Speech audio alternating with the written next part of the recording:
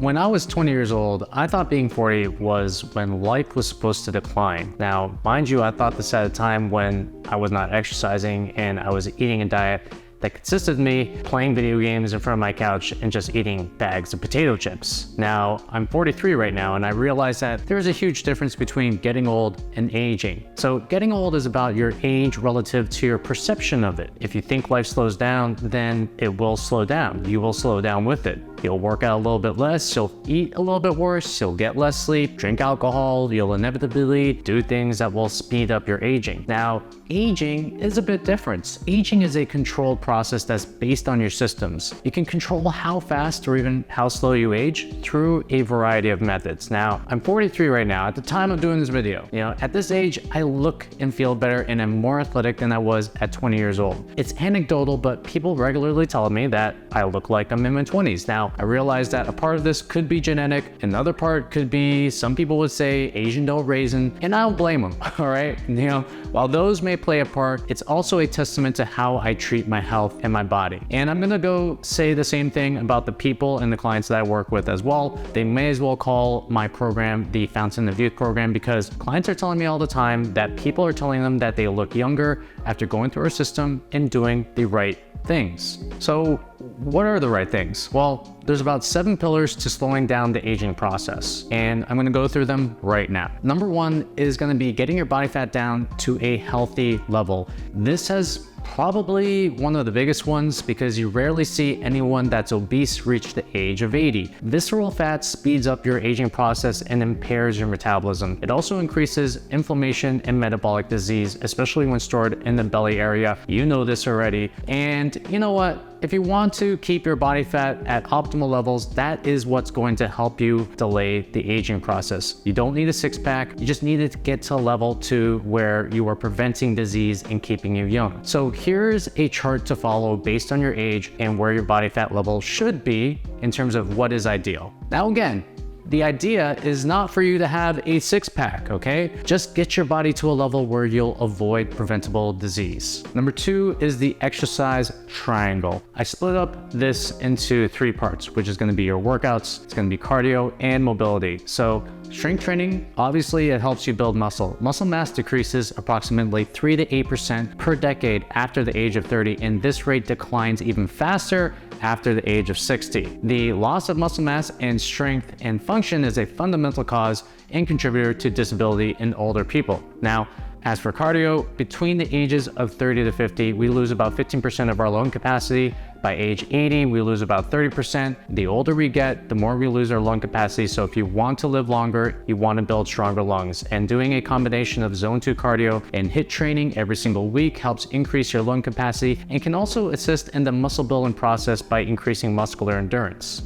And the last part is, just as your body gets older, it starts to get tighter. Getting some form of mobility done before a workout or afterwards is a way to ensure that you stay limber and supple like a leopard. Stretches like the thoracic windmill or the world's greatest stretch are great ways to keep your joints healthy and improve mobility. Number 3, motion is lotion. So walking decreases stress and increases creativity, and while improving your health markers. It also boosts BDNF, which is brain-derived neurotrophic factor, and promotes neuroplasticity, which are key to keeping your brain young. One of the most underrated functions of walking is that it promotes recovery. The faster you recover, the better your body becomes. So motion is lotion. What you should be aiming for is about 8 to 10K steps a day. And if you do it in nature, that's like walking on steroids. Number 4 is going to be high performance sleep. Sleep is the time that you get rid of waste in your brain and body. Your muscles see an increase in blood flow, which brings oxygen and nutrients that help recover and repair and regenerate cells. So when you sleep, the brain reorganizes itself and recharges itself too. Like I said before, it removes toxic waste byproducts that accumulate during the day. So improving your sleep quality can also prevent you or protect you from a shit ton of diseases like heart disease, diabetes, dementia, and Alzheimer's. So don't sleep on sleep. It's literally one of the most underrated tools in terms of reversing your age or slowing down the aging process and increasing your performance. And I did an entire guide on how you can get better sleep. You can access it in the description below at no cost. Number 5 is going to be eating a nutrient-dense diet. So nutrients play a massive role in keeping both your brain and body young. If you want to avoid or even fight the effects of aging, your best option is to eat your fair share of both fruits and vegetables. And I believe that in the book Born to Move by Kelly Starrett, he says to get about 800 grams of vegetables or fruits every single day. Now, one thing I want to mention is that you don't have to go plant-based. It just means that you have to eat foods that carry a ton of nutrients to be healthy. That's usually found in fruits and vegetables. And these foods are loaded with nutrients and antioxidants. Antioxidants help combat the elements responsible for premature aging. And also, one last thing. So researchers actually found that people who ate more nutrients were up to 50% less likely to develop diseases like type 2 diabetes, cancer, and heart disease. And I also did an entire article on the top nutrient-dense foods on the planet. Again, I'm gonna have that linked in the description below. Number 6 is to drink clean, filtered water. People who stay well hydrated look healthier, they have better skin, they develop fewer chronic conditions, and they live longer than those who aren't hydrated enough. Now, notice I said clean drinking water, okay? Some may claim that drinking tap water is safe, but it really depends on the area that you're living in. Some tap water sources contain traces of fluoride, arsenic, chlorine, and heavy metals, and you really can't be too sure what you're getting. That's why it's best to use a water filter before drinking your water. Now, the filter that I use is called a Berkey water filter, and I like it due to the fact that it's stainless steel and the filters last a year, and it's probably one of the best ones out there. Now, you don't have to get one as elaborate as the Berkey, just get a water filter and you should be pretty good to go. And the general recommendation is to get half your body weight in ounces every single day. And the last one is going to be following your circadian rhythms. I did a video on this earlier that you can access somewhere around here. And circadian rhythms play a vital role in your health. So when you feel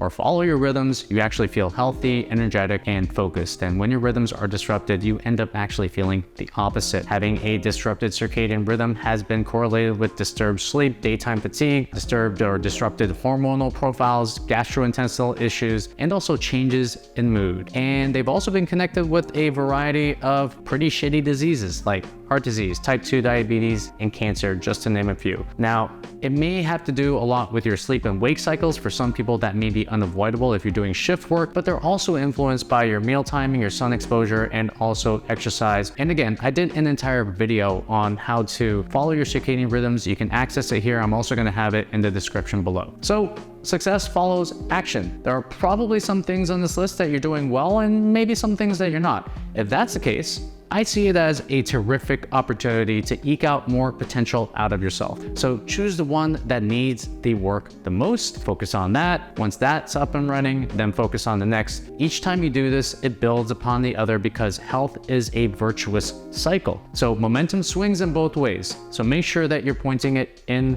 the right direction. And if you've gotten this far, thanks a lot for your attention, really appreciate it. And yes, if you like this video, got value out of it, then please like and subscribe. And also leave a comment. What's the thing that you are going to be focusing on the most? And again, I come out with videos like this every single week on how to become a better human being. Can't wait to see you next week. I'll talk to you then. Peace.